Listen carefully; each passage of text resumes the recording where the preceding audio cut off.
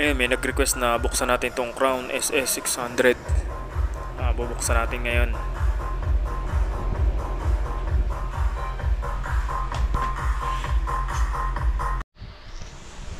So ayun, may nag-request sa atin si 45 caliper. Ito na yung request mo na buksan sana yung SS600. Sige, bubuksan na natin. Pero nabuksan ko na to dati, mga December yata. Sa December ko rin binito, binuksan ko na kagad. Wala na akong pakialam sa warranty. Ayan. Hindi naman siya ganung kalakihan eh. Parang compact lang siya. Pero malakas. Sabi ko malakas talaga. Ayan, yung likuran. Tatanggalin natin mamaya yung mga wire. Papakita ko sa inyo.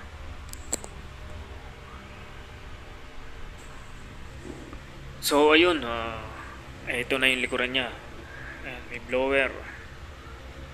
Input 1 and 2. Tapos may isa AC 240 volts. Ayan, dyan may plug siya. Tapos input 1 and 2, link 1 and 2. Tapos ayan yung settings niya, may bridge, stereo, saka PAL. Ano ba ibig sabihin ng PAL? Parallel yata tawag doon. Okay, tara, wag na nating patagalin. Buksan na natin to.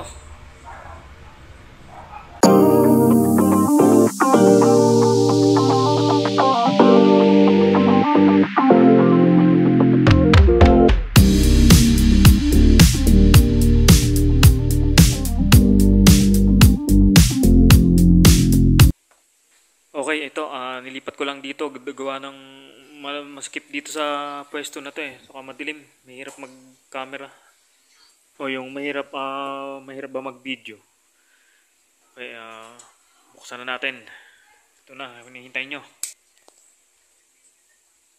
Ayan na siya. Okay, tanggal natin itong goma. Oops. Transformer niya, toroidal. Pure copper to mga ka-alright Yun ang sabi sa akin sa binilan ko. Sa mga crown talaga, karamihan talaga, totoo yung copper. Ewan ko lang, yun ang mga sinasabi nila. Pero, siguro sa akin, nasa paggamit naman yan. Ayun yung sukat niyang, niya, toroidal, 5.5 inch. Tapos, may apat siyang capacitor na malaki. Isang capacitor, ang sukat niya, 1.5 inch. Ayan, 1.5 inch o 4 mm, 4 millimeter. Tapos, ayan. Yung casing nga pala niya, ito yung laki. Ayan. Nasa 13 inches palapad. Pahaba. Ito, yung lapad naman niya, 17 inch. Casing yan, yung casing lang. Tapos, teka lang. Yung kapal niya is 3.5 inch o 9 mm, 9.2, mga ganun. Maliit lang siya. Pero mabigat siya. Solid. Tapos, blower, dalawa. Ayan. Dalawang heatsink left and right. Tapos, pwede mo siyang i-upgrade, Pwede siyang lagyan ng dalawang capacitor. Itong capacitor 120 volts, 5600 UF o microfarad. May extra dalawa siya, Pwede mo lagyan siguro ng nuclear. Ano ba nilalagay diyan? Ganyan pa rin. Para pag nainis sa yung kapitbahay mo sa ingay mo, ihagis mo sa kanila yan para sumabog. Joke lang. Tapos ayan, itong transistor niya. Hindi, ito yung yung relay, dalawa kabilaan, left and right. Sakto lang din yung laki nung toroidal. Ito, hindi ko alam kung anong tawag dito I-comment nyo nga kung anong tawag dyan sa dalawa na yan. Parang capacitor din siya capacitor, parang transistor na malapad. Ewan ko ba, ang tawag niya, wala tayong masyadong alam sa ganito may rin ako kaunti lang sa mga pyesa. Ito yung niya, transistor niya. Ayan, NJW 0281G P3AZ. Yan. Malaki siya. Malaki yung capacitor. Ay, capacitor na naman. Tawag yan. Transistor. 4 siya sa ibabaw. 4 din sa ilalim. Bali 8 sa isang channel.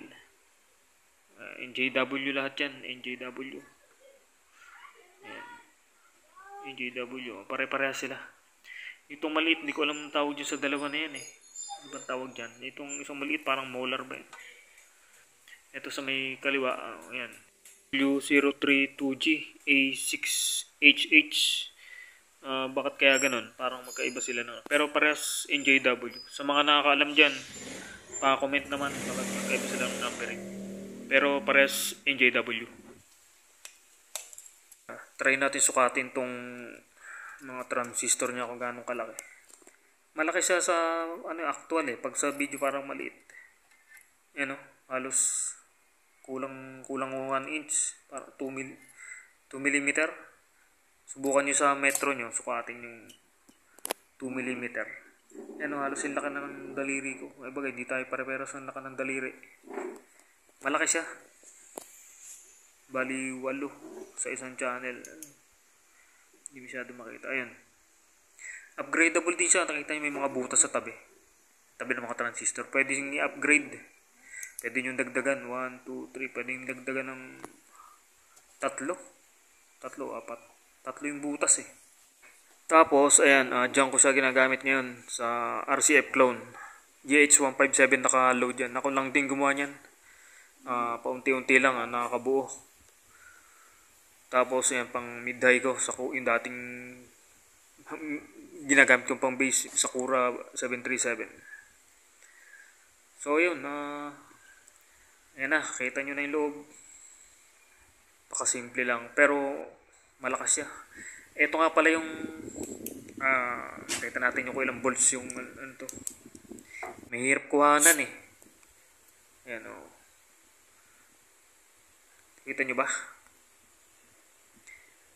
Ano, red, blue, medyo mahirap videoan kung tumatama tong cellphone ko sa ano nga pala to, voice over na lang kasi hindi ako makapagsalita na maayos gawa ng maingay sa labas. Yan ang pinagbabawal na technique para malaman natin. Salamin. Oops, maliit. Palakihin natin, ayan na, kita nyo ba? 17 volts, 15 volts, 82 volts, 82 volts. Yan. Okay na, kita nyo na. Okay mga ka-alright. See you on my next vlog. Enjoy lang tayo lahat sa mga gamit natin. Lagi natin ingatan. Huwag todo-todo mag-volume. Okay?